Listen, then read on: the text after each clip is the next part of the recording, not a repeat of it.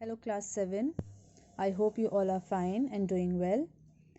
So हम chapter number 1 chemistry का revision कर रहे हैं. लास्ट वीडियो में हम पेज नंबर 3 तक कर चुके हैं. ओके, तो पेज नंबर 3 का एक बार और देख लेते हैं. मैंने आपको बोला था मैं फ्री सरफेस और डिफ्यूजन आपको आज बताऊंगी. सी हम क्या डिस्कस कर रहे थे?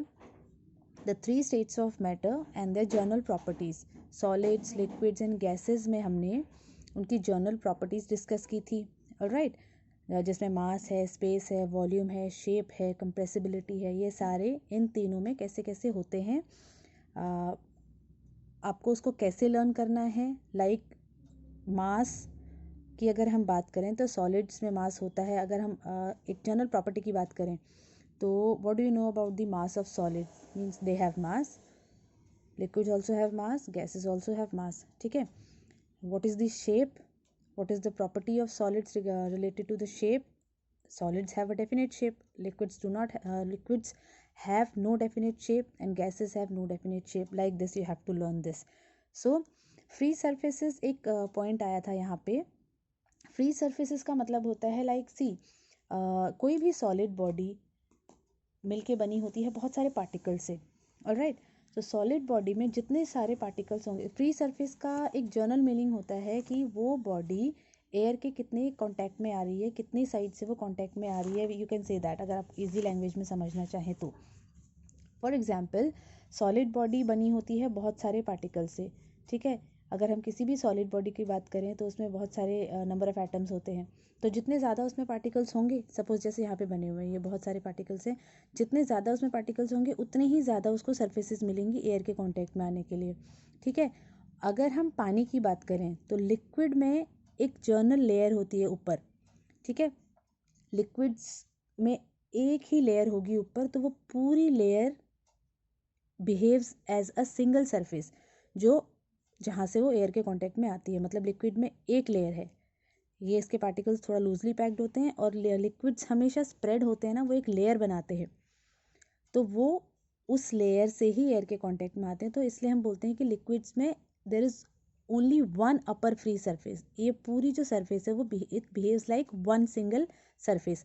इसमें बहुत सारे पार्टिकल्स होते हैं तो वो सारे अलग अलग तरीके से बिहेव करते हैं. तो ये it is like any number of free surfaces. Gases में क्योंकि गैसेस के पार्टिकल्स इतने लूजली पैक्ड होते हैं, इतने स्कैटर्ड होते हैं, तो वहाँ पे ये बोला जाता है कि they have no free surfaces. ठीक है, क्योंकि वो बहुत दूर दूर होते हैं, स्कैटर्ड होते हैं.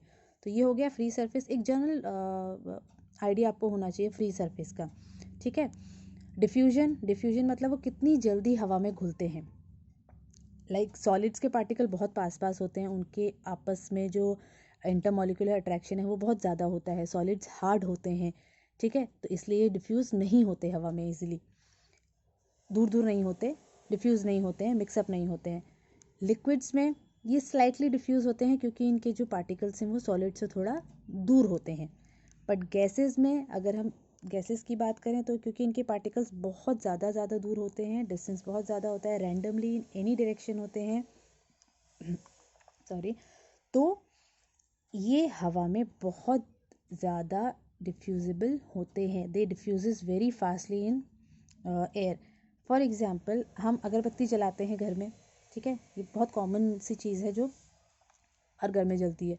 अगरबत्ती जलाते हैं, धूप जलाते हैं, या परफ्यूम लगाते हैं सपोज़. ठीक है, तो अगरबत्ती सपोज़ हमने किसी एक रूम में जलाते हैं अपने घर में, तो बट उसकी स्मेल हमारे पूरे घर में आती है.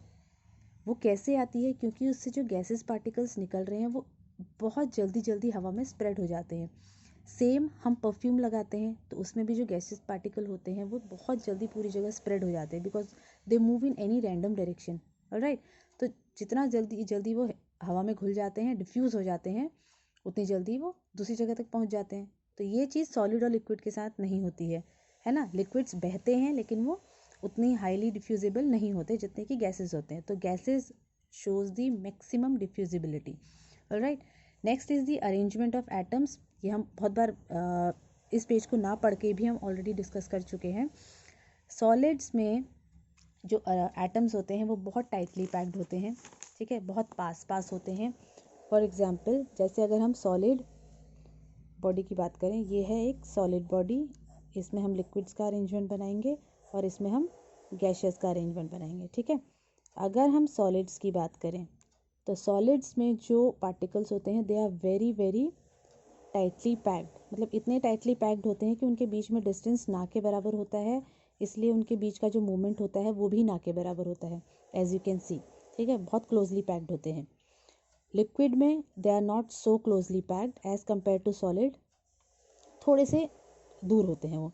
गैसेस में they are very very far apart, ठीक है। ये तो हो गया अरेंजमेंट ऑफ एटम्स। सॉलिड्स में बहुत पास, लिक्विड में सॉलिड्स से कंपेयर करेंगे तो थोड़ा लूज, एंड गैसेस में वेरी लूजली पैक्ड, ठीक है। This is liquid and these are gases, okay. Now अब सारी जितनी भी प्रॉपर्टी हम यहाँ पे पढ़ रहे हैं वो इन डायग्राम से ही आपको समझ में आ जाएंगी। पहली प्रॉपर्टी है अरेंजमेंट ऑफ एटम्स, ठीक है। Atoms in solids, atoms are arranged very close. In liquids they are not so closely packed, and in gases they are very loosely packed. All right. Second property है space between atoms. जब आप इस video को देखेंगे तो आप अपनी book को सामने रखेंगे तो आप साथ के साथ उसको पढ़ते भी जाएंगे और वीडियो से समझते भी जाएंगे, तो it will be a bit easier for you then, okay.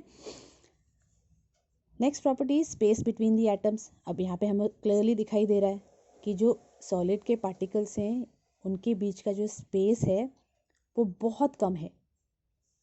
Liquids के बीच का जो स्पेस है पार्टिकल्स के बीच का, ये सॉलिड से ज़्यादा है, और गैसेस में ये सबसे ज़्यादा है। तो अगर हम तीनों का कंपेयर करें तो स्पेस बिटवीन द एटम्स और molecules in solid is minimum, in liquids it is more than solids, and in gases the space is maximum. All right. Third है force of attraction between the atoms. ये जो particles आपको दिख रहे हैं इनके बीच का फोर्स ऑफ अट्रैक्शन, जब दो बॉडीज बहुत पास पास हैं तो पास पास वो इसीलिए हैं क्योंकि उनमें जो अट्रैक्टिव फोर्स है वो बहुत ज़्यादा है, एक दूसरे को खींचते हैं अपनी तरफ, इसीलिए वो पास पास हैं, ठीक है। पास पास होने हैं इसका रीज़न यही है कि क्योंकि उनके बीच का जो फोर्स ऑफ अट्रैक्शन है वो बहुत स्ट्रॉन्ग है। जितना फोर्स उन दोनों के बीच में कम होता जाएगा उतने ही वो दूर होते जाएंगे, तो इसका मतलब इसमें बहुत ज़्यादा फोर्स ऑफ अट्रैक्शन होता है। The force of attraction between the atoms in solid is very very strong, whereas it is less strong as compared to solids in liquids, okay, and it is very very weak in gaseous, क्योंकि इसके particle दूर इसीलिए जाते हैं क्योंकि आपस में इनमें जो फोर्स ऑफ अट्रैक्शन है वो बहुत कम है या ना के बराबर है, इसलिए वो दूर दूर चले जाते हैं, ओके। सेम नेक्स्ट प्रॉपर्टी भी रिलेटेड है, मूवमेंट ऑफ एटम्स। यहाँ पर क्योंकि इसमें जगह ही नहीं है एटम्स के बीच में, इसलिए जो एटम्स हैं वो तो ना के बराबर मूव करते हैं या फिर अपनी ओन पोजीशन पे जो उनको थोड़ी बहुत जगह मिलती है वहीं पर हिलते डुलते हैं वो, दैट्स इट। ये लिक्विड्स में कंटिन्यूस मोशन में होते हैं जितनी उनको स्पेस मिलती है, क्योंकि थोड़ा दूर दूर होते हैं एज़ कम्पेयर टू सॉलिड, तो अपनी जगह से वो इधर उधर हिल सकते हैं। गैसेस में बिकॉज उनके बीच का जो स्पेस है वो बहुत ज़्यादा है, तो gases particle move in any random direction, ये इधर को भी जा सकते हैं, इधर को भी जा सकते हैं, इधर को भी जा सकते हैं, alright. So movement of atoms इसमें बहुत कम, अपनी उन पोजीशन पर ही, ये कंटिन्यूस मोशन में, and this in any random direction. Next is page number 4, intermolecular attraction of particles. This page is also related to this diagram only, ठीक है। तो effects of intermolecular attraction on properties of 3 states of matter. Matter की all the 3 states जो होती हैं, solid, liquid and gaseous, इन तीनों पर इस intermolecular attraction का क्या असर पड़ता है। intermolecular attraction means ये जो molecules हैं इनमें आपस में कितना attraction है, okay. Now matter in all the 3 states, भले ही वो सॉलिड हो, भले ही वो लिक्विड हो, या भले ही वो गैसेस हो, ये स्मॉल पार्टिकल से बने होते हैं। सॉलिड्स में भी स्मॉल स्मॉल पार्टिकल से बने हैं, इनको एटम, मॉलिक्यूल, आयन कुछ भी बोल सकते हैं, ठीक है।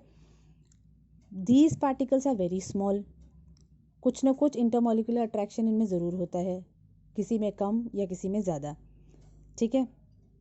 एंड इनके बीच में स्पेस भी होता है, किसी में कम होगा लाइक सॉलिड, किसी में बहुत ज़्यादा होगा like gases, and they are always in a constant random motion. हमेशा मोशन में रहते हैं, लेकिन किसी में मोशन बहुत कम होता है, लाइक सॉलिड्स में वो अपनी पोजीशन पर ही मूव करते हैं। किसी में बहुत ज़्यादा होता है, लाइक गैसेस में, जो they move in any direction. Okay, and every particle of matter it possess energy due to random motion.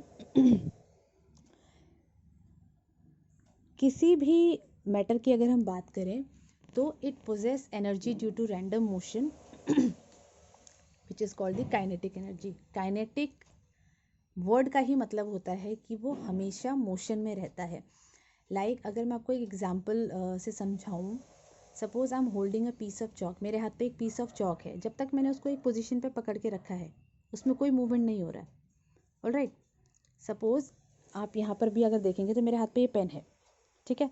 मेरे हाथ पे ये पेन जब तक मेरे हाथ पर है, it is in one position, तो इसमें कोई मोशन नहीं हो रहा है अभी, ठीक है। तो इसकी एनर्जी क्या होगी? पोटेंशियल, मतलब वो एक स्टेशनरी फेस पर है, रुका हुआ है। ऑलराइट, बट जैसे ही इस पेन को मैंने अपने हाथ से छोड़ा, वो नीचे गिर गया, ठीक है। छोड़ने के बाद ये मोशन में आ गया। जब नीचे गिरा तो इस टाइम पर इसकी जो एनर्जी होगी वो काइनेटिक होगी। काइनेटिक का मतलब ही होता है मोशन में। पेन जब तक मेरे हाथ पर था तब तक वो पोजीशन पे था, एक जगह पर था, तो उसमें कोई काइनेटिक एनर्जी नहीं थी, वो पोटेंशियल एनर्जी थी, जो एक स्टेशनरी एनर्जी होती है, एक जगह पर रुकी हुई। बट जैसे ही वो मूवमेंट में आता है, that is called kinetic energy. तो जितने भी पार्टिकल्स होंगे सॉलिड में, लिक्विड में या गैसेस में, क्योंकि कुछ ना कुछ मूवमेंट उनमें होता है, भले ही वो कम हो भले ही वो ज़्यादा हो, तो that is called kinetic energy. Okay, so all the particles in all the three states of matter they possess kinetic energy due to random motion.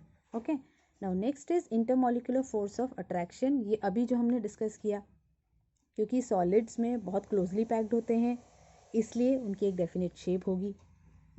आपको क्वेश्चंस इसमें से कैसे आ सकते हैं?